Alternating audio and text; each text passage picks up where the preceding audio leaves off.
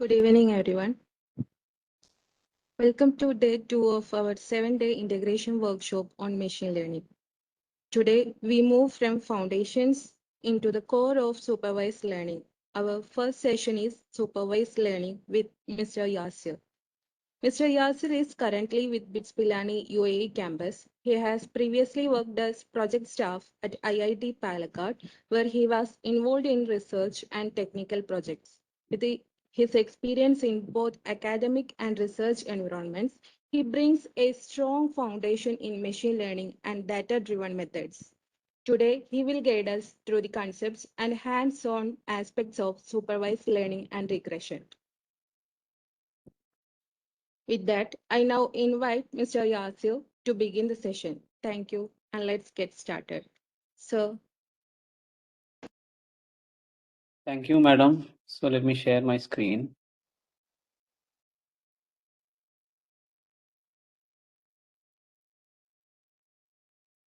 So, dear professors, faculties, the welcome speaker, Rasha madam, coordinator, Professor Dr. Shanid, and various dignities. I think you people can see my screen. Just type yes in the chat box. I think the chat box is just on. Can you just type yes in the chat box so that I can know you can see my screen? Is someone there? Okay, I think, yeah. So, okay. Thank you, everyone, for the reply. Okay. So, actually, I'm happy to be there with MEA Engineering College. And I think it's the second day. The topic given to me is supervised learning and regressions. So, supervised learning is a type of machine learning where you get output based on you teach something. So actually, it's a machine learning approach where algorithms are trained using the labeled dataset. So you can think the data includes both input features and the output. So the model learns to identify the hidden patterns. So uh, the babies, they used to study how the walking is happening, or they used to study what is dog, what is cat, what is bird, which fruit is apple, which fruit is an orange, how they are going to understand these things. So sometimes we teach them, right? So if we see an animal, so we say that's a cat, we say that's a dog.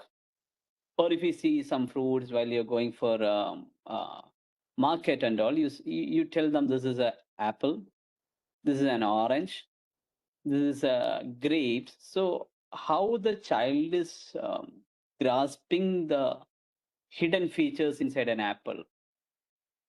So how the uh, child or a baby is understanding the corresponding animal is a dog or a cat or a bird or whether it is a human being or what else. So actually the baby is trying to find out the hidden features.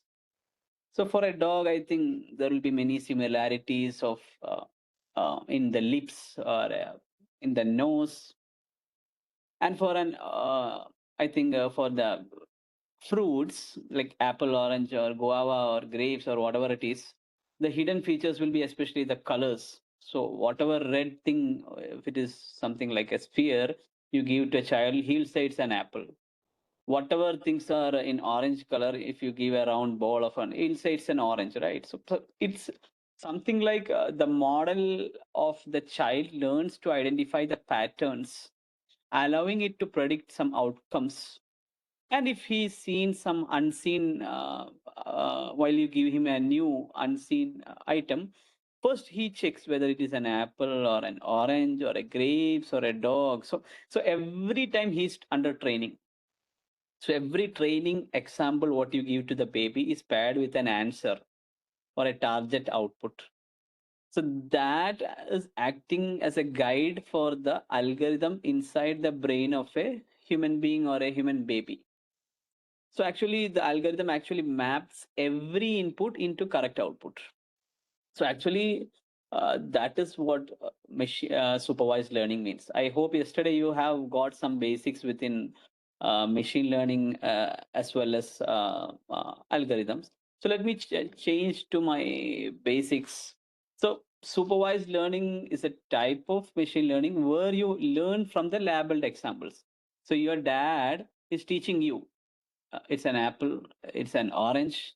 It's a green apple. So wherever you see the color is green, so you're capturing some sorts of knowledge. So here you can see the input as well as the output is given.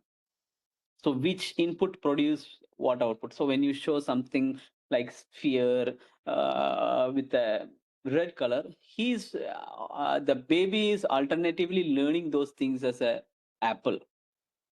And when you see some features with a long beak or a wings or with a small body, he learns with those features, the long beak and with a small wings, and it can fly. So the baby learns it that those things are like birds. So which output the machine also similarly learns like that? Which input produces output? So that is actually known as supervised learning. The model or whatever it is, you're teaching a baby or you're teaching a robot or you're teaching a computer or you're designing an algorithm. The model is actually guided with correct answers. So like a teacher supervising a student, the computer trains actually. So the teacher gives questions, the teacher gives answers. So it's something like spoon feeding. So the student learns patterns, or I mean, the baby learns patterns. The baby learns the hidden feature inside an apple or an orange or an animal or a cow or a buffalo or whatever it is. So this is what is known as supervised learning. So actually, you need to give multiple examples. So if you're giving every red apple, every red round spherical feature as an apple, so you are directed apple is a red, but still there are yellow apples, but still there are, I think, um, green apple, and even the apple is not every time red, right? So the apple is not every time red. It can be something like orangish red, or something like uh, yellowish green, or we can find different types of apples in the market, right? And even different fruits has different colors, so the baby also might be finding difficult to understand which is apple. So you need to give wide range of inputs. So what input you give, those things. So here you can see, I think you can see my images are moving. I have prepared some GIF images, so you can understand the the baby or a robot or a computer or whatever it is, how it's learning. It will learn the hidden features. So what are the hidden features? You can expect the boundary. Uh, especially Apple will be a spherical in boundary, right? Or what do you say, a round in boundary. So considering a car, so what is the boundary of car? So it will have something like two wheels that will be round, and yeah, different cars have different shapes. So the baby or the robot or the algorithm is learning what is the type of feature hidden inside for respective things to identify those things as something like dog or cat or output, whatever it is. So you are actually teaching with input and proper output. So within the input and within the output, exists some relationship. So in order to identify this picture as dog, in order to identify this picture, I think it's also a dog or a cat or whatever it is. So whatever picture you see in your mind or whatever picture you upload to your computer, so it is learning the hidden features. So after learning, you are understanding it. So you have some sort of pictures in your mind. You have trained your mind. So yeah, this thing is dog, this thing is cat. So that's why usually children confuses what is a dog and what is a fox, maybe a wolf. Maybe the student or a small baby will confuse whether when he sees a tiger in a zoo, he might be saying that is similar to like a big cat. So this is because you did not train the child with varieties of input. And whatever input you give to your child, there should be a variation also. Doesn't mean that every red round spherical items are apple, or every red round spherical items are orange, or every curved yellowish color, what is the like the structure is banana, or everything what you pictured as a dog is not every time dog. It can be a wolf, it can be a fox, or it can be a varieties of dog. So this is what is known as supervised learning. So coming to the mathematics side of the supervised learning, so you can think as there will be n number of or I number of data sets. So in supervised learning, we give proper input X, we get correct output labels as Y. So as I said, like you can think like a child. So you can think, what can I say? The data set representation. Here you can see the data set representation. For every X, there is Y. So you can think that D is a data set. Then N, you have I is equal to 1 to N. So you have N number of samples data. So if you're training a child or a robot, you have to give n number of samples. Not only you are just showing one apple, yeah, this is apple. No, you have to show n number of samples. You have to show red apple, you have to show green apple, you have to show yellow apple. Each sample you have proper X, that is the input, that is the image, and for every input there is an output. Output means you're teaching your child that is an apple, that is a cat, that is a dog, that is. So this is representation of data set mathematically. Simply meaning you can expand it. So so once you're teaching the x1 as apple, then you will and you will label it as apple.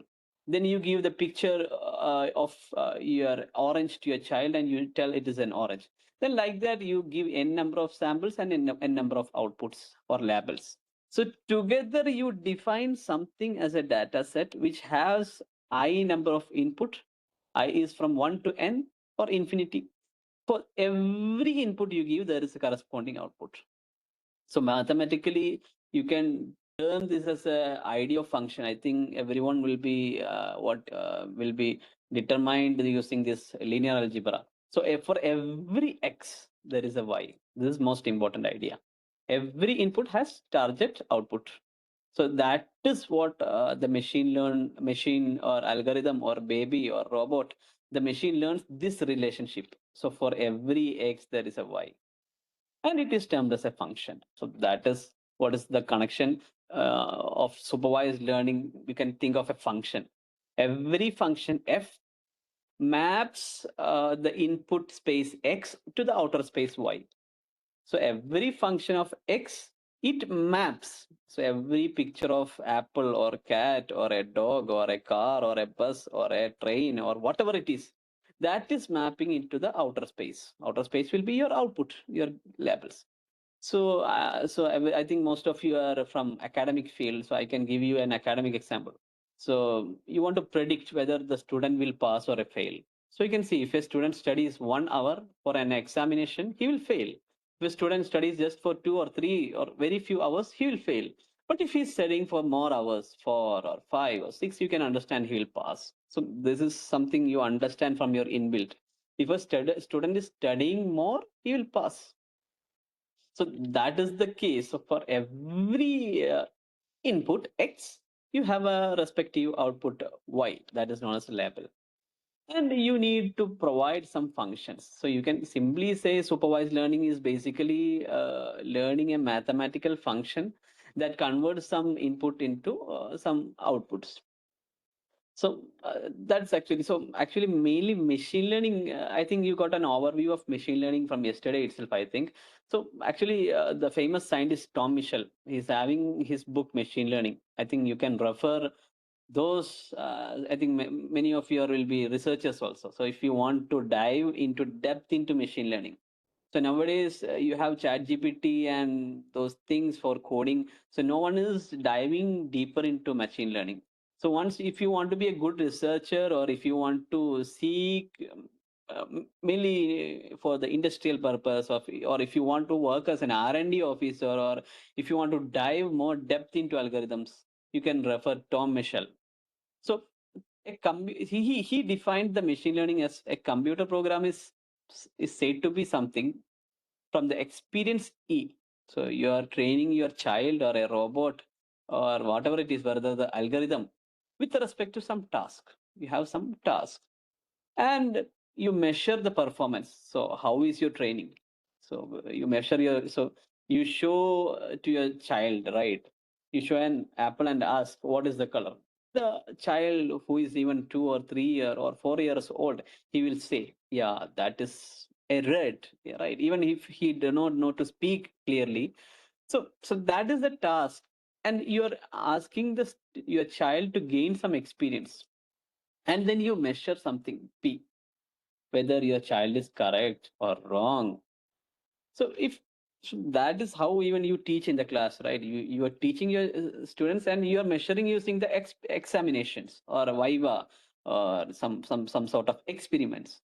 So but within the measurement should improve using the experience. So that is what you can relate to linear regression. So I'm just diving somewhat into. So I hope you have got the idea of supervised learning. The main topic from my side is linear regression. So linear regression is a supervised machine learning algorithm.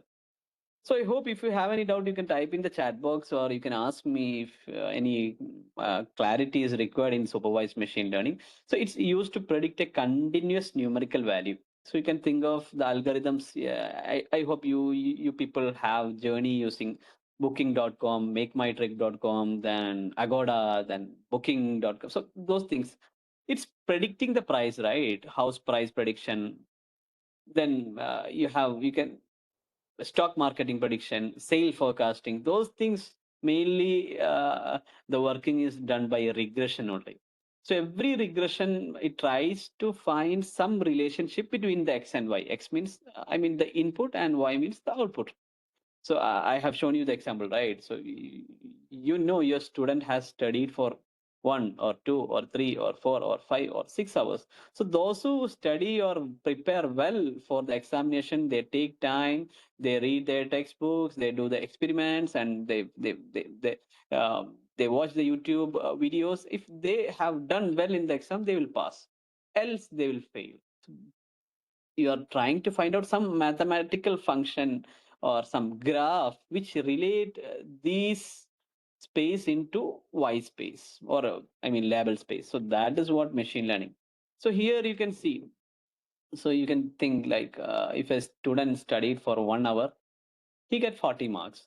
If a student studies for 2 hours, he gets 15 marks, 50 marks. Similarly, if a student study for 4 hours, he gets 70 marks. So actually, you can plot them in a graph and check. You can see it's a linear. What you say? The x is increasing as well as y is also increasing. So that is what is known as linear regression. So I hope you know what is this linearity, linear. So that is one of the important topic. So the word linear actually means it's the relationship between the input and the output can be represented in a straight line. So, well, as you are the beginners, we have mainly linear functions. You have somewhat non-linear functions. So, if the graph is in a straight line, you can call it linear. Very good. But if it is in a somewhat unwanted non-linear function like quadratic function, it will be in a curve, right, or symmetrical curve. If it is a cubic function, it will be in somewhat zigzag function. So different functions have different lines. So you're trying to find out a function. So if input increases and output changes in a proportional linear manner, you can say it as a linear regression. So you can think of every 1 hour increases by 1, 1, 2, 3, 4. So this relation is studied, and even the marks are increasing by 10. So each 1 hour, if you increase your study, or every 1 hour if you prepare more, you get more marks, right? So this is actually we want the machine to learn a relationship. or it wants to learn a function that maps these every input commonly into a common output.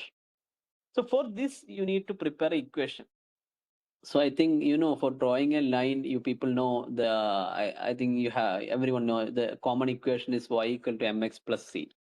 Similarly, you can think that the output is y, or y means it's a function of x. So you can think I said earlier, right? You can think the input as x, which is in a, which is in a function manner, and y, it's a function of x. So to draw a line, you need a slope and you need a intercept, that is y-intercept. So this both we are designing actually. So x we know and y also we know. So x means it's an input. F of x, you're finding a similarity to the y. So you are finding a line to draw some sort of, or to study some sort of relationship between the hours studied and marks. Then you find out that every 1 hour increases, the mark is increasing by 10. So if we plot the data points on the graph, linear regression tries to draw the best possible straight line through them. So because y means why straight line? So this is a common question. So because many real world relationship approximately follows the linear trend. So you can see if you're purchasing a house. So larger house means it will be larger price. If you're having more experience, you will get more salary. So these things are linear only. So if you're advertising your product more, you will get more sales. So this is something depends on the slope. So how much output changes for 1 unit in the increase input. So every extra study hours you add, you get 10 marks. And I think you know what is intercept. I'm not diving more deeper into the mathematical things because I think if you have any doubts, you can just, yes, please. Okay, if you have any doubt, you can just type in the chat box, or you can ask through the mic so that I can clear it for you. So this is what is known as the why, because linear regression is important because it is very simple and the graph is very interpretable. And mainly it's a traditional or foundational machine learning algorithm and used in many advanced machine learning methods also. So linear regression, it assumes that the relationship between the variables can be approximated using a straight line. So that you can think of, if you put more fuel in your car, you can travel more distance. So it's a linear relation between the fuel and the distance traveled. Similarly, if you have more years of experience, you get more salary, right? So those things are also linear, but in only in ideal case. So you can think of like that. So increase in one variable causes proportional increase in another. So that is what is known as linear regression. Because it's in linearity in parameter and additive contributions of features. So I'll show you something else. So machine learning, actually, you are learning some functions which maps x to y. So I'm not repeating these things. Okay. So mainly you can think of so that is actually simple regression. So you have one feature and one output, or one input and one output. What happens? So doesn't mean that you can see, right? So it doesn't mean that who study more hours will get more marks. So those who have attended the class very well, maybe they are studying very less hours. So they also get more marks, right? So this is not a multiple regression. The simple regression you can think of, it will be like something like only one input feature and one output. So you can think of if a student is attending 90% of class, but he's studying somewhat lower, so he'll get an average mark, right? But if student is having higher attendance and he has studied for more hours, he may get 95 or 98 out of 100. So this is, you can think like a input vector. So for every x, there will be multiple components. So whether it is the hours of study, whether it is the hours of sleep, whether it is, you need to predict how much marks your student will get if he's studying more hours, or an average sleep, or if the attendance is more. So this is something you are mapping n-dimensional vector. So you have an n-dimensional vector which consists of the details of the hours studied, the hours of sleeping, and the number of days of attendance. So with this, you are calculating how much mark your student will get for the examination. So you used to predict, right? You can think of your child. So you ask him to study more, and you ask your child to sleep on an average, don't sleep more and don't sleep less in an ideal case. And if every class or maximum class he has attended, you can expect a full A plus, right? So this is how you are determining a function. So you can think the hour, the sleep, the attendance, those things are the input. And if you expect this, if you train your child to study more, sleep on an average, and attendance as high, then you can expect your child will buy a good marks. So this is your determining the function in an n dimensional. So this is like 3 dimensional.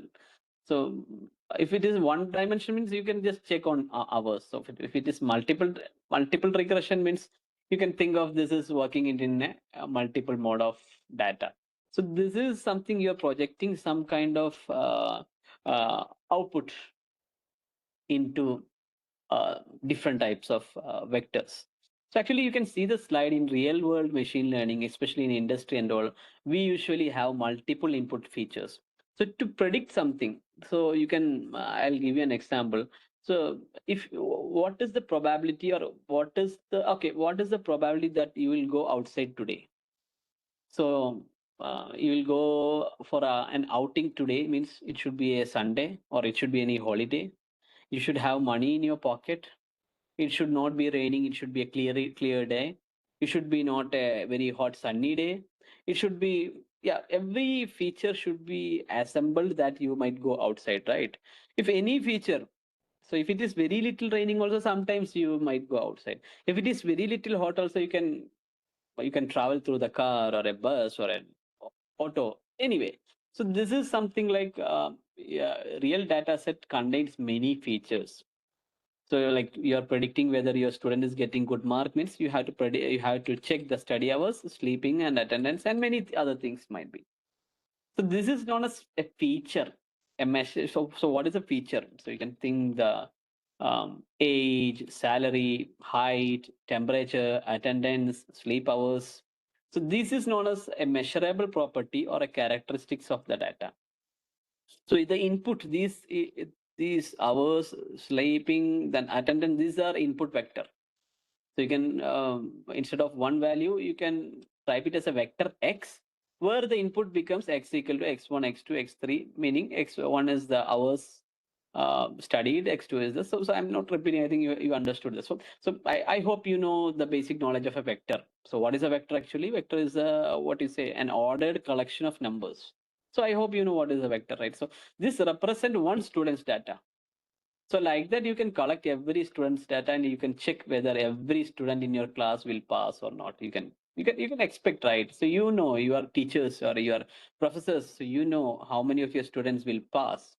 You know how many of your student will fail. So the average student might fail or pass in a borderline, but you know how many of your students will pass within their performance in the test, within the performance of their viva, or within the performance in your class, or within the performance in your in the quiz. So this is something like n dimensional reasons you have to predict whether you're. So this is actually you're trying to find out some features. So that is actually linear regression. It's a function f that takes n dimensional vector of real numbers as input and produce. So I'll show an example. So this is an example data set where I think some of you know some. So if you know some of the basics in ML, so this is a famous data set called iris data set. So iris data set is a data set which consists of the names of flowers. So it's usually done for the practicing by the researchers. So that is a data set which consists of different flower names. So widely used in for classification, supervised learning, data visualization, and even model evaluation. So actually, it was introduced by Ronald Fisher. So he predicted the species of flowers based on the measurements. What he did, he measured the sepal length in centimeters, then sepal width also in centimeters, then the petal length. I hope you know what is sepals and petals of a flower. Then petal width. So with this, he predicted the what is the flower, whether it is virginica or whether it is setosa flower or whether it is versicolor. So the output actually was setosa, virginica, then versicolor. So this is actually a classification problem because the output is a category. So, actually the data set had 150 samples of the flowers. And the features was four. So you can identify the features. One feature was sepal length, one feature was sepal width, one feature was petal length and petal width. So total four features. And classes were three. Classes means the categories. One is Iris setosa, the next one was Iris virginica, and third one was Iris versicolor.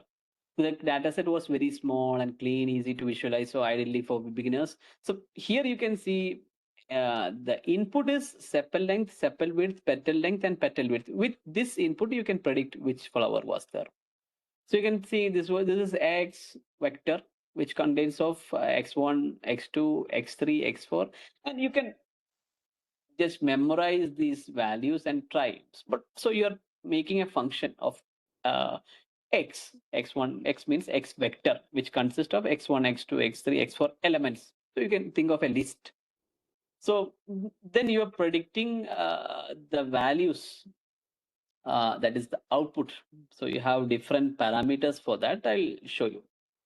So you can think of, as I said, the hours. You can consider an five students in your class. You collected the hours they are studying. You collected the hours they are sleeping, and you collected their attendance which you have in your performance. So you're predicting their marks, or you can predict A plus or A or which grade they get.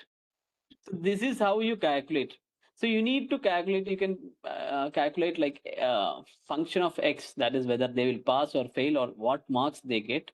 So you can calculate it using x1, x2, x3. You have the features. X1 means the hours, x2 means the sleep quantity, and x3 means the attendance percentage which you have. And what you need is the coefficient. So you can think like y equal to mx plus c. That is for two-dimensional. You want to draw a one-dimensional line. You can think of n-dimensional. So it will be like something like x1, x2, x3. These are y equal to m1 x1 plus m2 x2 plus m3 x3 plus c. So y equal to mx plus c is for one-dimensional line, to draw a one-dimensional line. So what happens? You are not only considering hours, you're considering sleep, attendance, many other things. You need to add more slopes. So this is a mathematical formula. And then you are predicting marks. But you need to determine what coefficients you are giving for this one. And that process is actually known as training in ML. So let me connect through the things which I have gone through. So you can think of, I hope you understood, you have got a small visualization of linear regression. If you have any doubt, you can type in the chat box. So simple linear regression means it will have only one input feature and one output. So you can think of like hours of study, and then you're predicting whether your student will pass or not. Or you can think of as house size increases. So for 1 BHK, 2 BHK, 3 BHK, this price increase, right? So that is known as linear regression. So it consists of your thinking of the size, then room location, the number of rooms, then the interior design of the room. So if many features are coming, that is multiple regression, and you are predicting the price.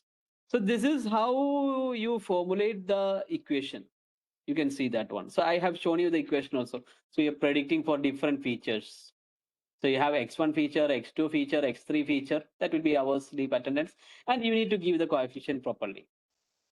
So that is what is multiple regression. So in real world, machine learning mostly uses multiple regression because so in order to predict something, many factors affect, right? So as I said, if you want to predict house price, or if you want to, so if you are selling your plot, how will you put the price? You will check the size of your plot. You will check whether your location is in a city or an urban area or a rural area or inside a village. Then you will check the number of uh, rooms in the, or number of houses in your plot, and you will check the age of the building and whether the parking condition is there, etc., something like that. So that is what it depends. And coming to multivariate regression, you have many inputs, many outputs. So that is something like that. So now I think we can go for a small example. So whether if you want to predict whether the given picture is a car or a bike, and you want to take a decision, you have many features. So the edges, textures, the shape, the pixel intensity, that means the color RGB, or more complex pattern, you are going to predict whether the given information is a car or a bus or a truck. So uh, similar to the, you're predicting whether the given thing is an apple, you want whether it is a green color or a round shape, or whether it is having a small small tiny upside what that you can think it's an apple. Similarly strawberry, right? So like this, if you have multiple features, you can predict what is the given things. So I think we'll do a small example to predict. So let me, so you can think, if your experience is increasing, you can think of your salary is increasing, right? So you can think you're plotting it in a, what do you say, in a graph. And yeah, you can take the example and y sample as a list in the Python. I hope you know. So let me open the collab. So you can open the collab of your from the Google. I think you can type collab.research.google.com. I think that is explained in yesterday's class. So I'll show you the basic codes. So you can open a new notebook. So I hope you know how to open a new notebook. So if you have any problem in that one, you can just tell me. So I have opened it. So you can, what I'm doing is I'm taking X and Y, and I'm just trying to do a regression. So you can take X, then Y, then you can do some regressions. So I hope everyone just, can you just type in the chat box yes, so that I can know you are ready with the collab, or you can see, uh, uh, I mean, you can give the information in the chat box whether you are ready with the collab, or if you are not ready means you can. Okay. Yeah, I think we have a. I think we have. Yeah, here mark is label. Yes, yes. Anything can be label. What is the output? You're teaching your child whether something is something, means that something is actually the labels. You're teaching, you're showing an apple and showing him that is an apple, means apple is a label. And the picture what he visualizes is the input. Okay, I think Beena madam, that is clear for you. I think we had a doubt in the chat box. And can I know whether you people are ready with the collab, so that I can show you some basic. So you can start as to like let me import uh, NumPy. So you can just try to import it. Then you can import the matplot. No need for matplotlib. We have a sklearn. I hope you know the sklearn library function. So we are importing a linear model. So that is the regression. Then we can import regression. Okay, linear regression. So I hope you have a laptop with you. So okay, you want me to zoom? Okay, I'll zoom it. So if you have any issue, you can just type in the chat box. Okay, because I am monitoring the chat. So I have an error. Let me check import. Okay, so it's actually from sklearn. So you can just import the linear regression code. So you can do with me. So we have two inputs, that is x is 1, 2, 3, 4. So x will be in different dimension. So x equal to, you can give it in 1 year experience, 2 year experience, 3 year experience, 4 year experience, 5 year experience, 6 year experience. So actually you need to give it in within two brackets for two dimensions, multiple dimension. So you can think of, or else you can give it in a, like this also you can give for multi-dimension. You can think if it is in a vector or a matrix,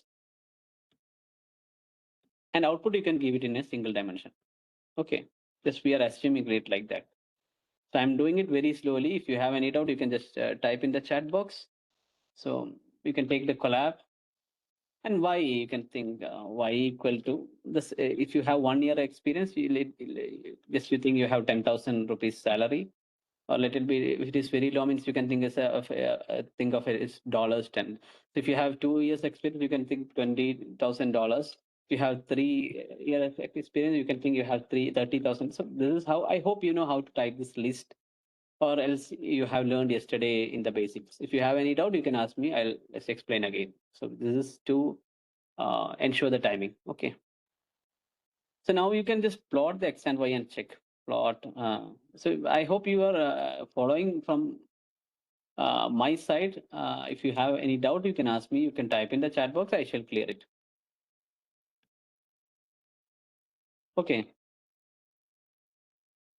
So let's plot it. You can use the scatter graph to plot the x and y. Okay. So you can just check. So plotting is not that much important. You can still check the plottings. Okay, we have to define the matplotlib. Then we need import. So you can do with me matplotlib. So this is how you do. Okay, the code is still there. So you can see, yeah, I have plotted the graph. So with this, you can see I have projected my X labels into Y labels. So if you have this much salary, you can plot your graph and check, you can increase. So like this, you can check if you have 10 years of experience, if you have 20 years of experience, you can predict from this line. Okay, so now we have to check how we'll do using mathematical. So I have imported a model here that is linear regression. So I'm taking it into a one variable. So you can just name it as model one. And then you can think that linear regression and take it. Okay. This is you are importing this model to the function. So I hope you know the basics of Python, or you might feel or you might have studied yesterday. If you have any doubt, you can just type in the chat box. Okay. So then you can fit the curve. You're fitting the line basically. So, okay, I'm sorry, I have an error. It's not model, it's the model you want. So I'll share you the code also, don't worry, okay. So now you have fitted the lines. So actually what you're doing here, you have fitted a small data set. Okay, that is the salary of experience and salary. Okay, I hope you understood. Now we have trained and we have got a model of linear regression. Now you can predict for different values actually. So you got a, so I hope you know what is the XKLearn. Here XKLearn means it's a scikit-learn library for machine learning. And what is linear model? So what do you mean by linear model? I hope you are, it's a module contained in linear regression algorithm. And what is linear regression? It's a class. It's a class used to create linear regression model. So we are importing linear regression algorithm. And what is matplotlib? It's nothing but it's a library used for plotting the graph. And what is pyplot? Pyplot means it's a module used for graph. And what is PLT? It's a short. We are giving a short form like numpy as NP. For the numpy function, we are giving it as a short as NP. So similarly like that for PLT.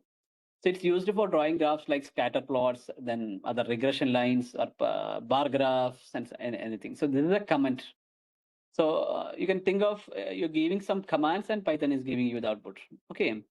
And this is X, it's input feature data. X represent the input values. That is the year of experience or then multiple features you can expect here. So why double brackets? Because Scikit learned expect the rows, samples. You can think of it like a matrix. It's a two-dimensional array.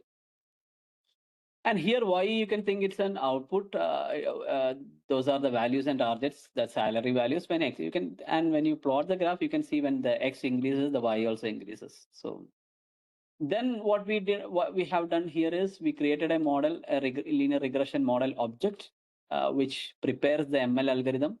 At this stage, the model has not learned anything yet. Now here dot fit. So I'll forward you. You can just see. It's like creating an empty student notebook before teaching. So this is the most important line. So this line trains the model. So what is it looking? It looks every X value. It looks every Y value. It's find a relationship. That means it calculates a slope M. So it calculates the slope M and the intercept C using mathematics. So model learns for every increase of 1 in X, you can see every increase of 10,000. So every increase of 1 unit, there is an increase of $10,000. Okay. So you're fitting. So before dot fit, the model knows nothing. And after dot fit, the model learns the pattern. So the fit function trains the model by learning the relationship between the input and output. Okay, so this is how, whether if it is a bigger data set or a smaller data set, you're predicting it. So now if you want to predict something, you want, so you can predictions. If you want to predict some unseen data, so that is how now you have finished your child training. Now you're checking whether your child knows. So if your model one dot predictions of, so now you have 1, 2, 3, 4, 5, 6 years of experience. What if you have 10 years experience? So the machine learning model learned the patterns. Okay, now actually it's not predictions, it's predict. I'm sorry for that. Okay, so you should give it in a, actually predict means it's a function. You should give it in a curved brackets. And since the 10 is in a 2 dimension, since we have given the input in a 2 dimension, okay, so we have to give the inputs in a 2 dimension. You can predict.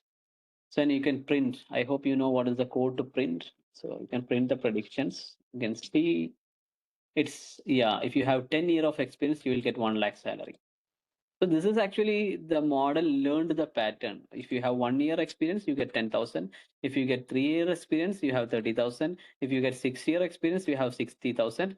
If what if now you train the model with this data set, small data set, and now you're predicting what if you have 10 year of experience. Similarly, if you have 100 year of experience, you will get the predictions as you have 10 lakhs of salary. So what if you have 5 year of experience, you get the prediction value as, yeah, you will get approximately 56,000. So this depends. It's not in an ideal case. So I will share you the code. Okay, so don't worry that one. So this is how you predict something using the linear regression. Now the thing is, in many scenario, it won't be, your data won't be ideal, right? So don't think that if you have 5 year experience, 5 years experience or 5.5 years of experience, you will get $55,000. So it's an ideal case. So there will be like people with same experience may get different salaries. So those who are very sticky to the management, they might get good salaries, right? So students studying same hours may get different marks. So because of some noise data, some randomness between some of the faculties of some of the students. So I don't know whether there is any faculty, those who have, if you like some students, so you people are ideal thing. So if you like some students, you don't put marks, right? Just assume there are some teachers like that. Some sort of randomness comes, or some hidden factors. So those points, data points become scattered. So what is, you can find an ideal case, you can, if you have a y and if you have an x, you can find an m. You can find an m and c.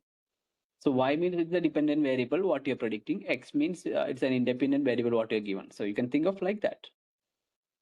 So because y means we assume that there is an approximate linearship.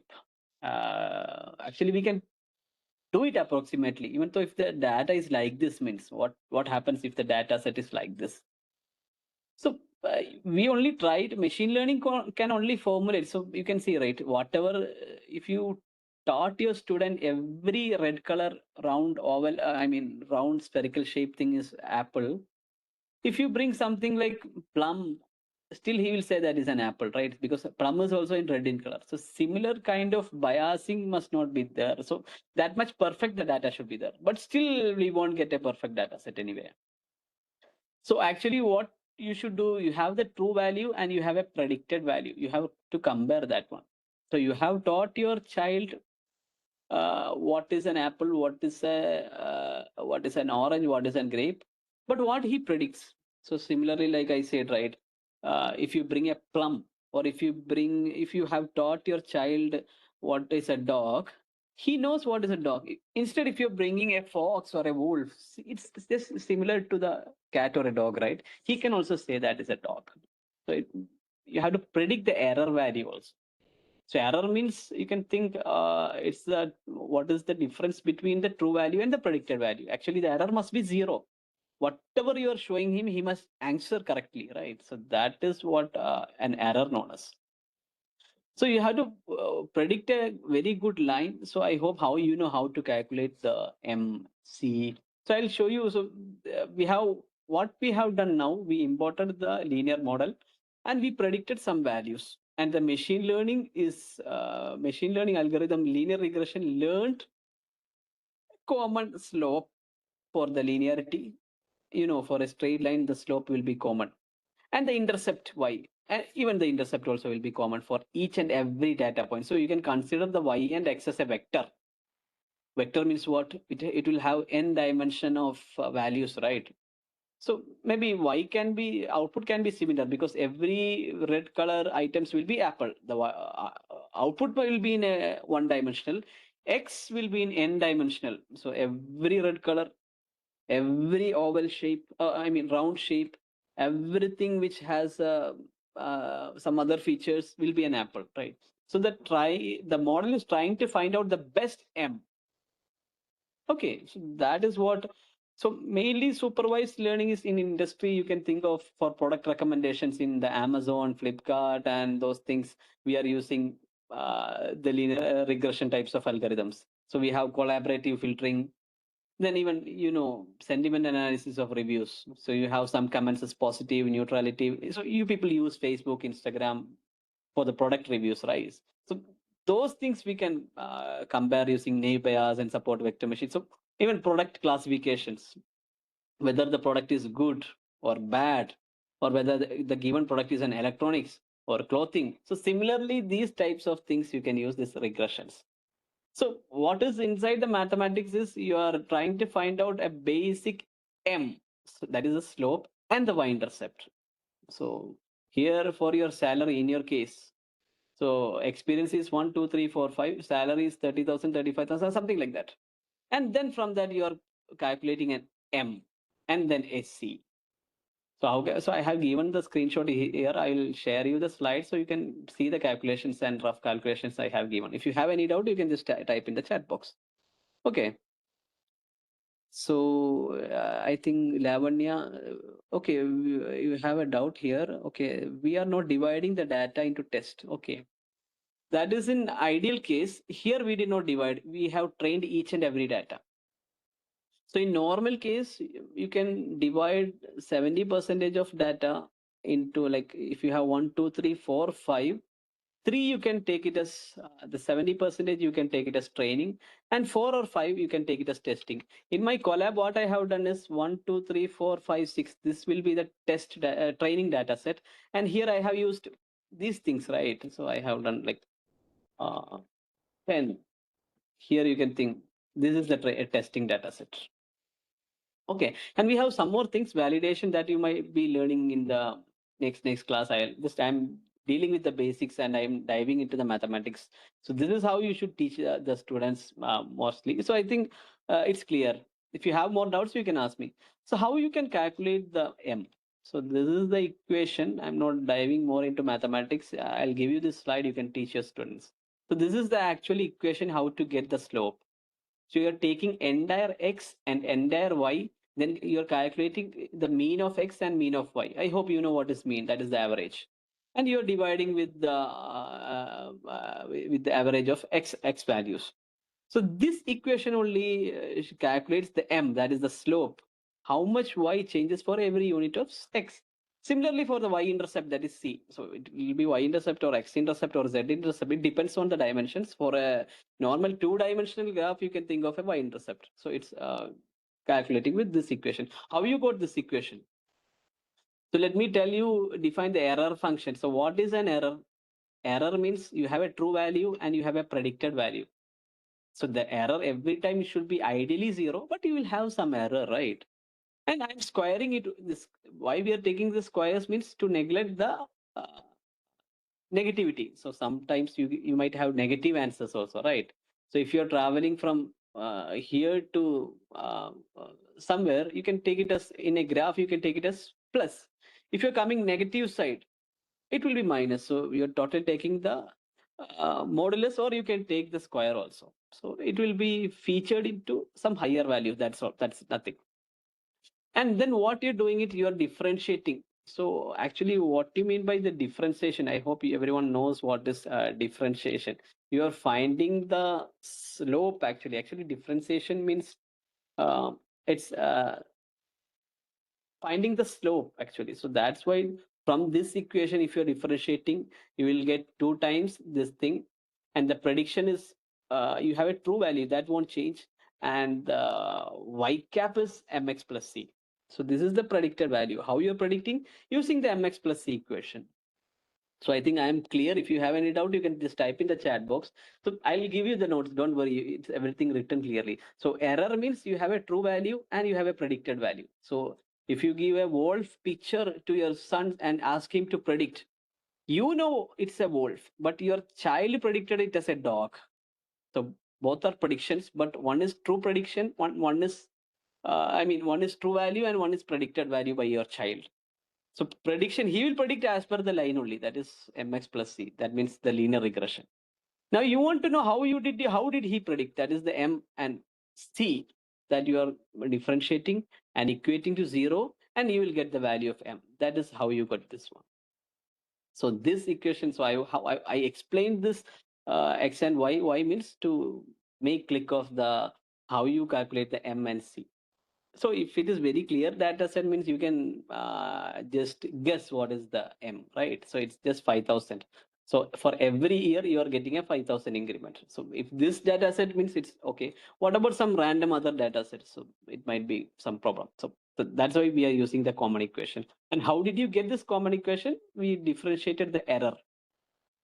Then we equate to 0, and if you substitute m is equal to, you will get, and if you substitute c, you'll get a proper equation. So that is this thing.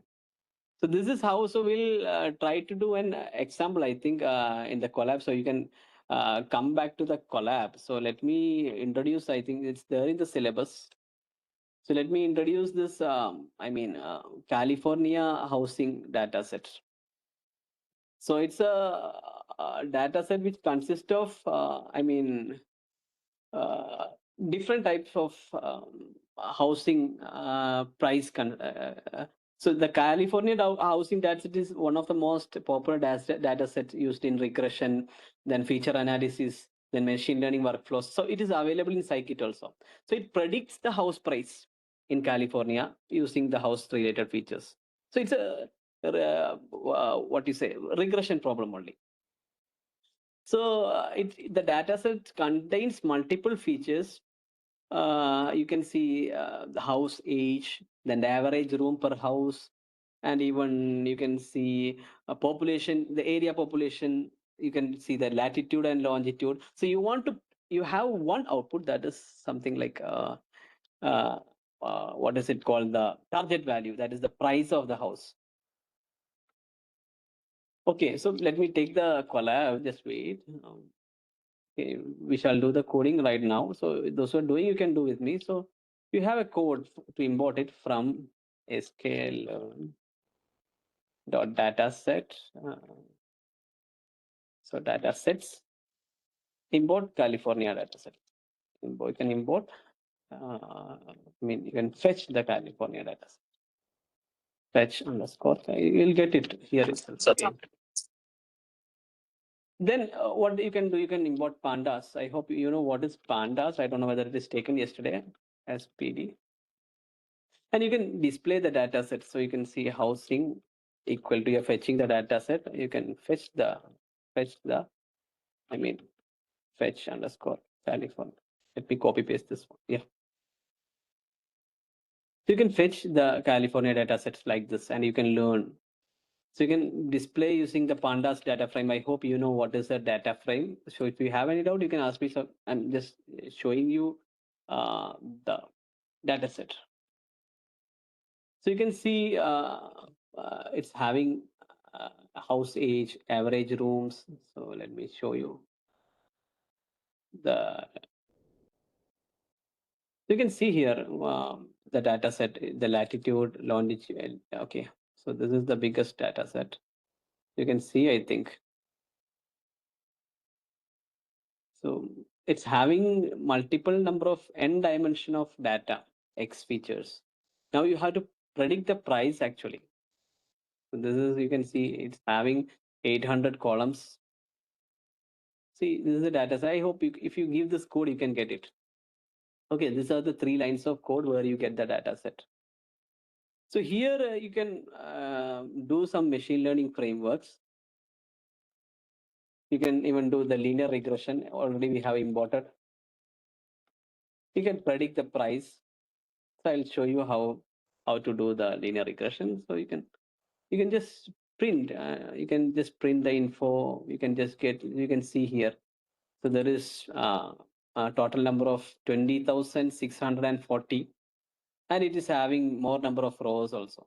So it's a biggest data set, but you can study for your purpose. So let me show you how to make it more.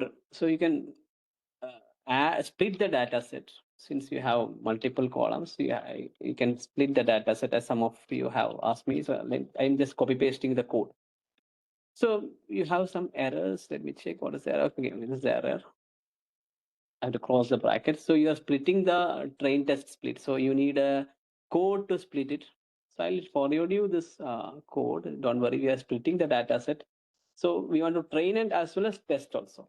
So you can see we have splitted the data set from 20% into testing size and 80% into training size. So we get X value, Y value as well. So this is the X value and this is the Y value. So you are training it. So now you want to train it. So you can type model to equal to linear regression. You are importing the function regression. So this is how you import the function. Okay. So if you have any doubt, you can just type in the chat box. I'll clear it you. Okay. So now you have to fit. So after this, you need to fit the curve. That is the line. That is fit x comma. I mean, you can take x train. We are taking the train data as well as the y data, y value also. Testing, we are not testing. We can test it with. Okay, so the fit is not defined in model 2.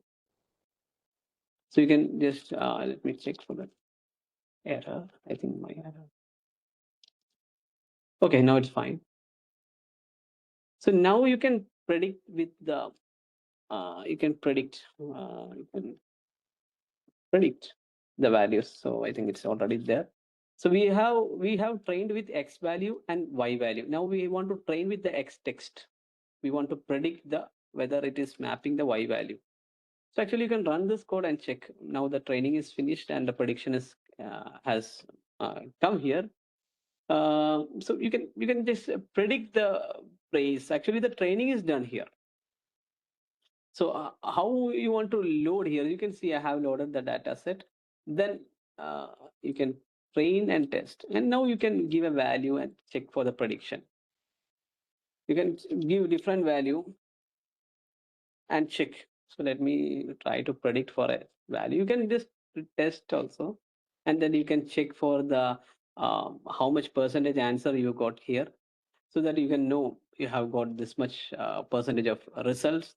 So now you can just give a prediction. You can give a sample prediction, and you can see the models too. So you can see the sample prediction. So you have to calculate the accuracy. So this is how you do the training. So you get a value for the x test of 0. So and what is x test of 0? You can just check it. It's a value coming from the training of data set. So I'll give you this. So for one value, you got the output as 10,000, something like that. So it depends. So you have trained a housing data here. So what has happened actually? You can see the code here. I have given it in the slide. So housing this code, I mean, here you are actually fetching the data. And you are giving a target features, and then you are predicting with average rooms you can predict, or average price you can predict. You're training with the linear regression. So this is how it works for linear regression on California housing data. So if you have any doubt, you can ask me. So if you want to see more in this in the area of housing data set, means you can. So next we have one type of MPG data set that which is given in your I mean in your what you say in your syllabus. So what is actually AutoMPG dataset? So I hope you have some doubts. You can ask me maybe by next class. If you can write an email to me, you can get my email if you want to work more in this type of. So basically in Python, we don't know what is happening inside. For that only I have explained you the mathematics. So this is what is happening inside that one.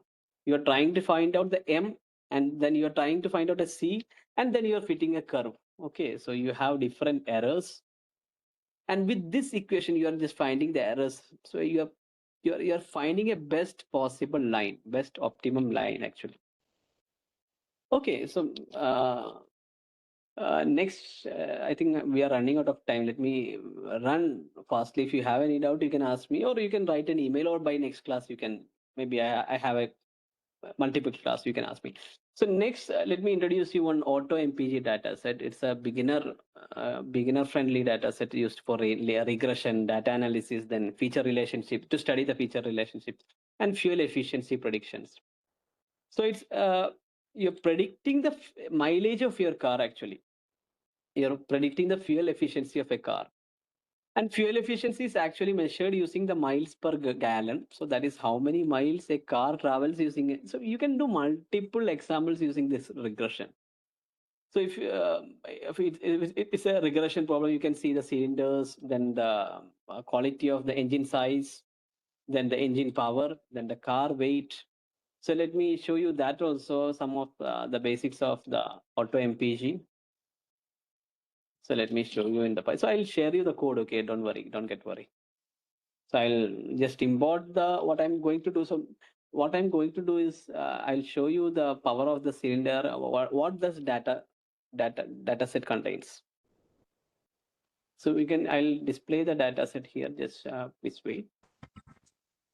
So you can import using the pandas. I think I have already.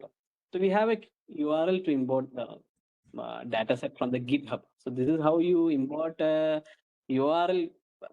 So you can read it using the pandas, that is the PD. So you can see now we have imported to the data frame, and let me print it. Print. So because I'm just making it fast since I'm running out of the time. You can see. So yeah, this is actually data set. You can see. So what information it consists? It consists the miles per gallon. You can see. Then it consists the number of cylinders here. Then it has some engine size, that is the displacement. Then it has something like year of the model. Then many things, the weight, vehicle weight, then pickup speed, that is the acceleration. Then the year of manufacturing, then the origin of the country, then the name of the car model. So you can print and check the how you display the print df.shape. So you can see the shape of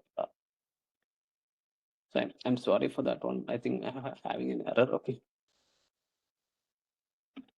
You can see it consists of how many rows and columns, or how many data set it contains. So you can see it contains 10 rows and 9 columns. And this much 398 features it's having. So that is how and you can print and check the columns also. You can same thing, you can just check by the columns. It's having MPG, then cylinders, displacement, horsepower, weight. So together with this, you're predicting the mileage of your car.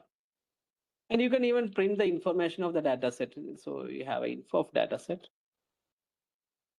Yes, you can see what type of data type it has used, what type of how many null values it's having, and those things you can check. You can, if you want to study the statistical features, you have df.describe. So what is the mean of the MPG, what is the mean of the cylinders. So this is to study and the standard deviations. This is study how the data set works. Okay, so this you can just have a take these values into a, I mean, you can take this x1, or you can take x and y itself, because I have taken the x and y earlier. You can take it to something like df of the weights. I'm just typing. Okay, same. It came. Now I am just predicting. I'm putting my model fit. That is model. I'm training my model. So let it be model 5. I'm training with the linear regression code. That is linear regression. So here I'm just, so I think that's then you can fit it. So this is how you can teach your students to fit a curve. Okay, so it's very commonly it's known as yeah, x and y. So I think We have an error here. Model 5.fit. Okay.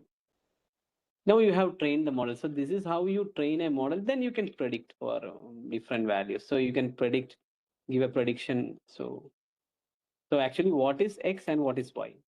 X is the weight of the engine. MPG, you are predicting the mileage. So now let me type, like you can predict 1 equal to, you want to predict using the model 5.predict.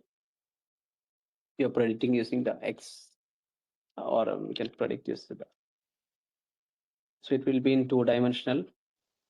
Sorry.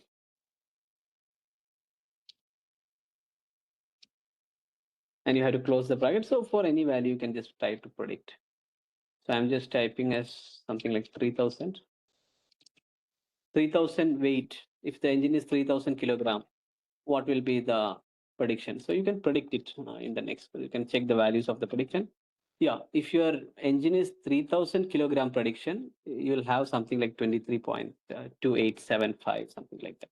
So this is how you check the linear regression. And I have given the code to predict something you can do without using the function also. So how you can, so I have given the code. I think I'm running out of the time. I think I can explain you how you are doing it without using a function, that is from the scratch. Okay. So this how you do is, I think you can run it in the Python. If you have any error, you can contact me through the email or something like that. I think Shahad sir is yet waiting for me to wind up the class. So you can see if you have a data set like this, you need to find out the length.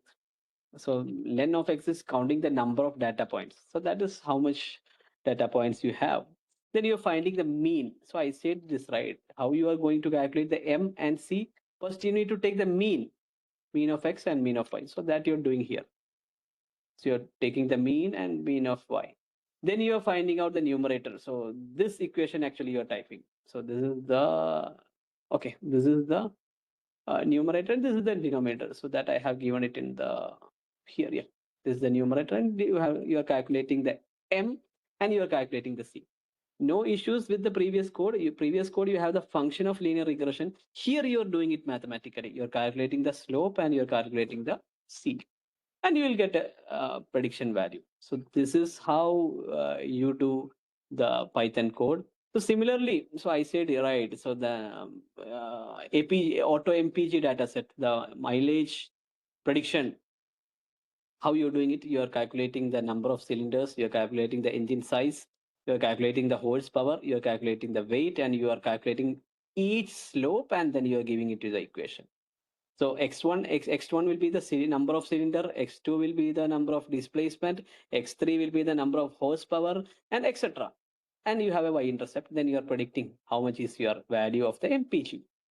So X is the weighted car features, that is cylinders, displacement, horsepower, weight, acceleration, model year, and this is the land weights. So that's it. Then I have some basics with the religion lasso. So you can refer the slide. Okay. So this is I'm stopping here. I think I'm leaving my time to Shahad sir. I think I'm running out of time. Sorry, I took some few minutes extra. I'm sorry for that. I think Shahad sir is waiting. So this is Yasser signing off. If you have any queries, you can write it to yassermoinuddin@gmail.com. I think it will be with Shanid sir. You can contact him. That's all. Thank you, Shanid sir, for today. I'll continue by tomorrow. I think Shahad sir, I'm sorry for that. You are waiting for me. Yeah.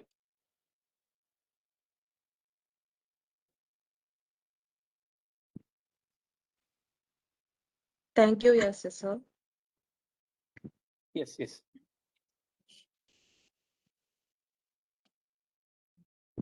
I now invite Shahzad to begin the second session of today. So yeah, sir, first of all, thank you for a wonderful session.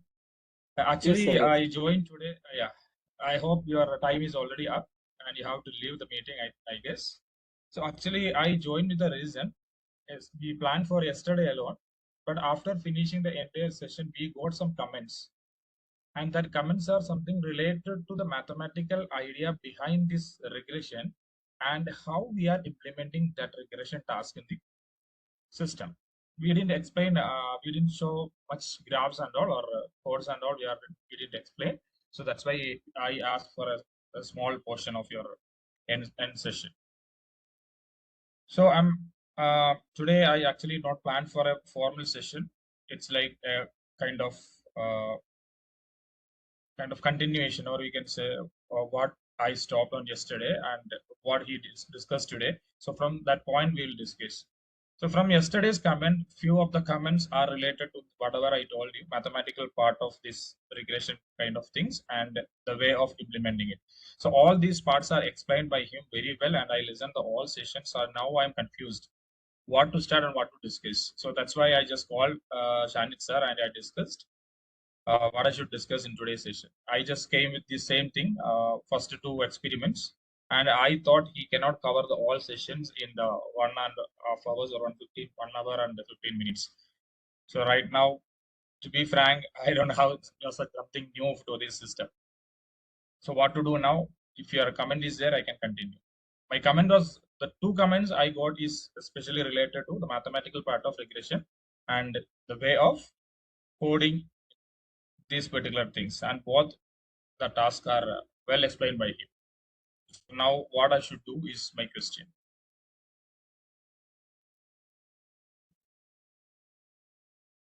Can someone comment?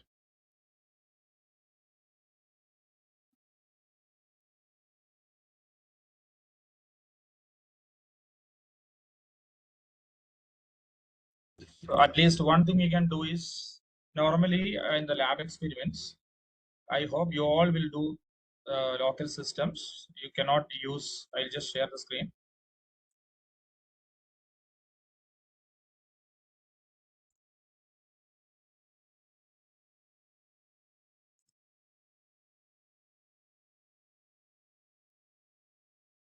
So normally in the lab part, because in university, they won't allow you to use internet during the exam time.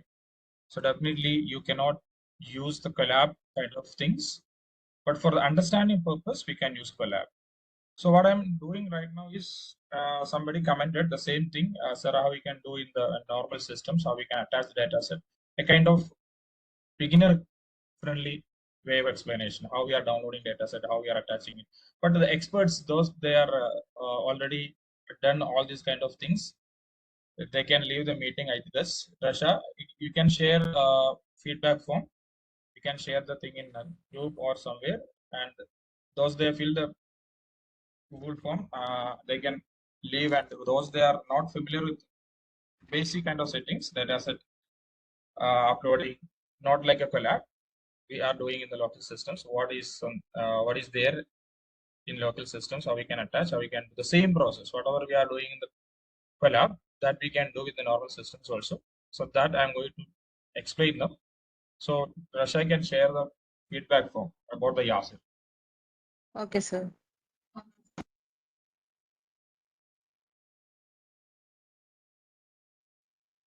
So first of all, already he explained about this California dataset. As per the syllabus, the same thing I downloaded.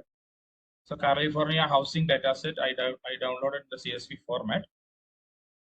So it is actually not necessary to download from the internet. It's actually there in the Scikit Lab. So that's what he explained and he's shown to you. We are using the same dataset without any kind of downloading. This is what he used there. Fetch California underscore housing. It is actually there in the Scikit-learn datasets part. So we can directly fetch from there and we can work on it. So this is the simplest method. But sometimes we have to know how we can download dataset and how we have to attach dataset. So for that, I downloaded the dataset and I kept in the same folder where I kept all other documents related to MEA FDP. So here we can see copy path option. So we are attaching this particular path in this particular notebook. So we are pasting the path, but along with that, we are reading the data set like a data frame. So same thing, there is no much differences. Every concept, everything is same. The only difference is how we are reading the data set. From the local system, we are reading it. So data frame, we can name it as any name. Here I use DF. Normally we are using df, so data frame, and pandas already I installed. We can import pandas as PD. PD he already told you. It's a kind of alias, the short form. We are importing pandas because data frame is associated with the pandas. So pandas, and we are reading into the data frame. So here we have to use the function pd dot read underscore csv. Then we have to use bracket and one small r you have to use. So this r is having a relevance. Why? Because if you are not using r here, it will understand like each and every characters. It will be separate. If you are using r, it will take like a single string. So that's why the path will be read like a string. So this is the way we have to learn something extra from whatever he explained. So whenever students are coming to the lab, you will set all these background settings and all. You can use the required editor, and whatever you are using, Jupyter Notebook or Spider or an account or whatever you are using, you can attach this way. This is the only difference. Whatever he explained, rest are same. We have to find the path, we have to paste the path, we have to use this R. Then the data set can be read into the data frame. So this is the only difference. Other than that, remaining all tasks are same. We can just execute cell by cell.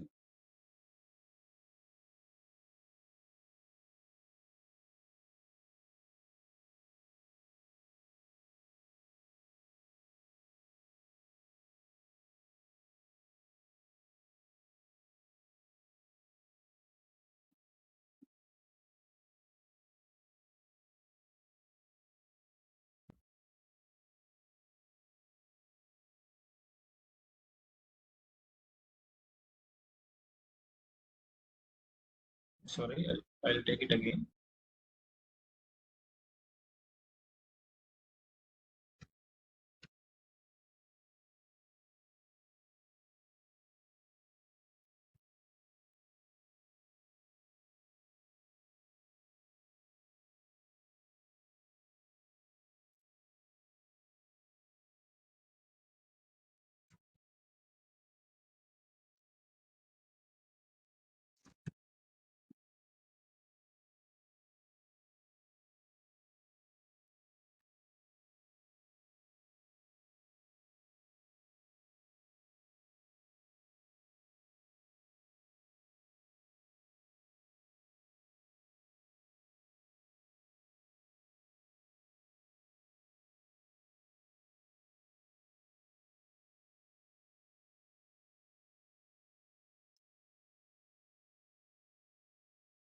So we are working in an environment that is already created. So this environment we have to execute. Sometimes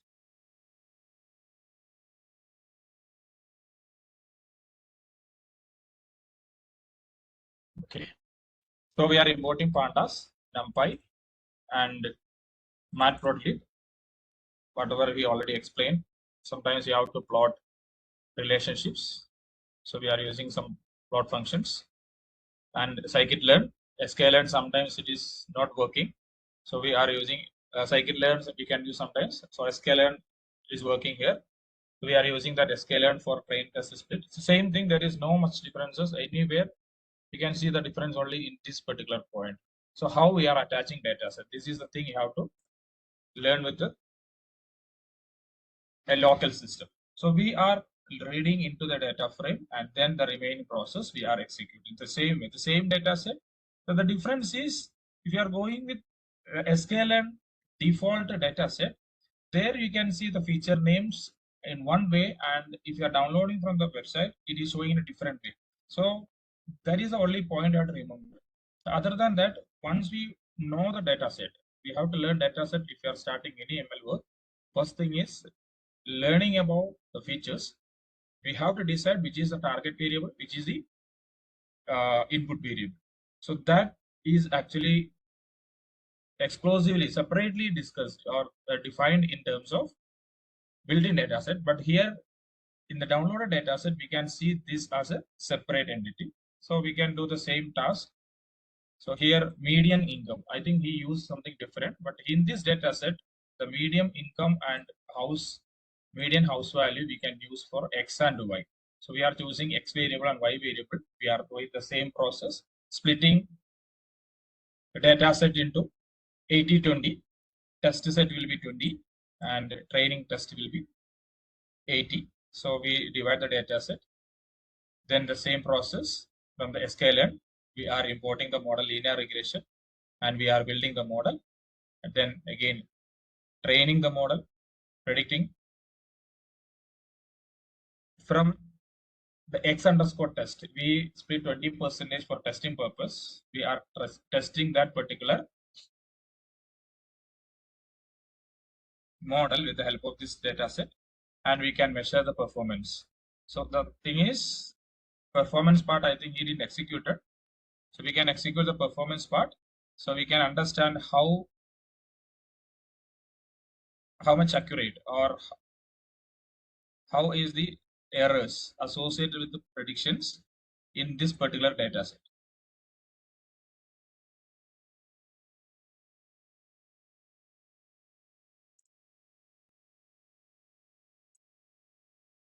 So we are getting the final result. The slope is there, intercept is there, and we can understand that the mean square error, how much we are getting, and R square value. Here it is very poor because it is 45, 0.45 only. We know it is maximum value 1, 90 plus is okay, but in this model, this data set is not performing well. So this is the only difference in attaching a data set. Other than that, all the items are same. So this is the only thing I feel he didn't explain. The rest of the things are beautifully explained, and you can ask any other doubts that I have explained. Somebody asked to share the code. I think, sir. Can someone comment? If there is no other questions, I think we can find them. Sir, one thing, actually now you are using VS Code, right? Yeah. VS Code actually editor. Jupyter Notebook is in the backend. Yes. Instead of using Google Colab, now you are using this VS Code editor, right? Now, why? Because, ma'am, the problem is if you are using Google Colab, whenever the students are coming for the exam, suppose they cut the internet and they will not allow them to use Colab. Gmail also they won't allow to open. So what they can do in the lab, that is the challenge. That's why I go with this VS Code.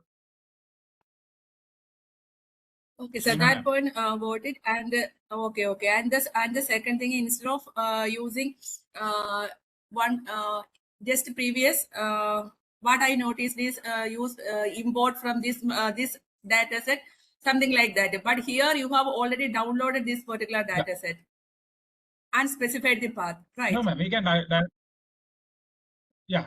that is to show we have option to download different types of data. So suppose in exam hall, you are conducting exam, you are going as an external examiner to the students, and you are giving a data set.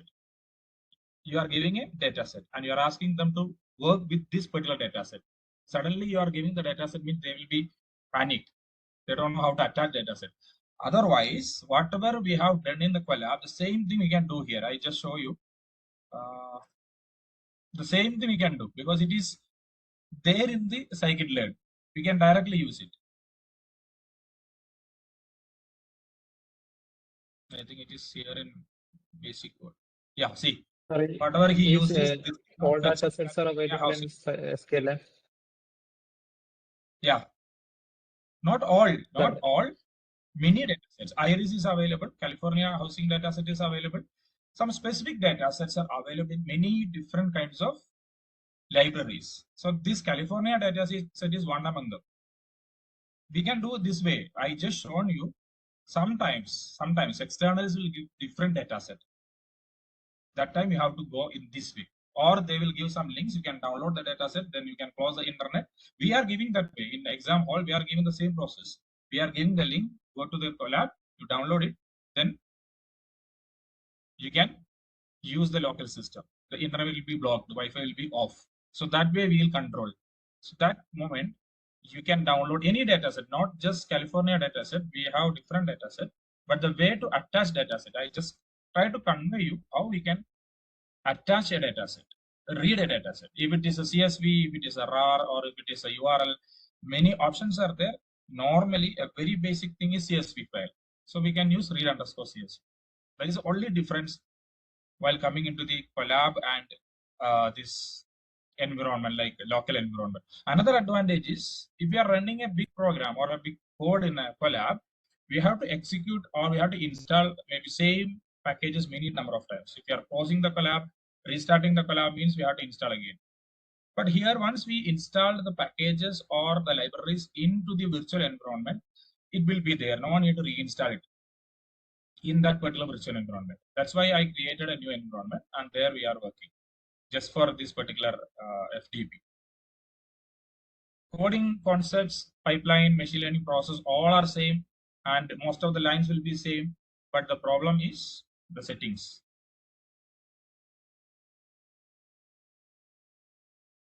Okay, so that was my the comment is related to this particular aspect, problematic explanation. So linear regression we can easily cover, maybe we can within 5 minutes or 10 minutes. Suppose we are moving into the next sessions related to SVM, ID3 is there, Bayes theorem is there. Then many other problems are coming in the next units. If you are going to explain in a numerical way, it will take half an hour. That is a challenge in an FTP. But we can solve and we can give to you. You can ask the doubts.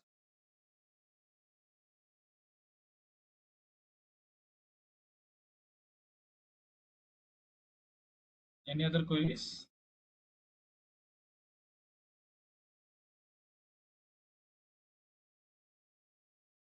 How VS Code is plugged with the Jupyter notebook? Jupyter notebook plugin, actually here I have to check it. I forgot a long back I connected. I have to check the settings, how we connected. Virtual environment settings and collab connection. It's a kind of some process is there. I will explain maybe if it is really required. I have to learn it and tell you. I've just learned it long back and it is always using it. Is Jupyter notebook is enough, sir? For I didn't get hello? you. Pardon? Sir, is Jupyter notebook is enough to run this code? Yeah, Jupyter notebook is enough. Jupyter notebook is enough. Jupyter notebook is more than enough, but for the appearance purpose and for the colors and all, I feel more comfortable here. Initial, once we set the things, then there is no worry about the settings and all.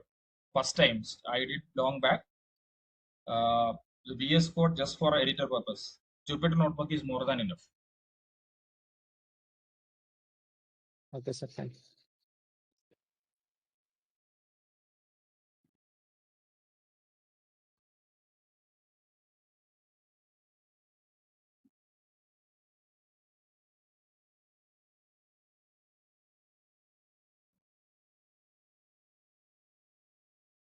Any other questions?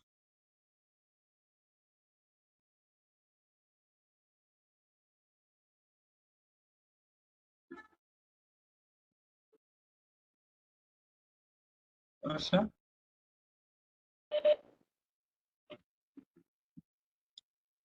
Sir, I think we can conclude the Yeah, session. there is no other. Yeah, we can conclude. Yeah. Okay, thank you, sir. Thank you, sir.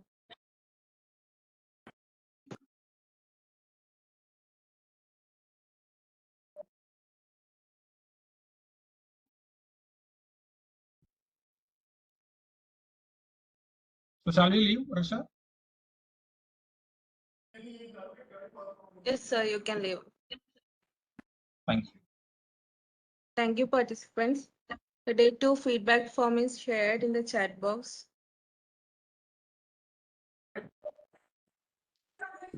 Will get certificate, ma'am?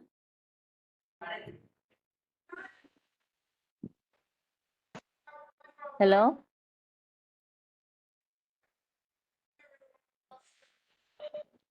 Yes, ma'am? Will get certificate, ma'am? Yes, Okay, thank you. certificate will be provided. Okay, okay.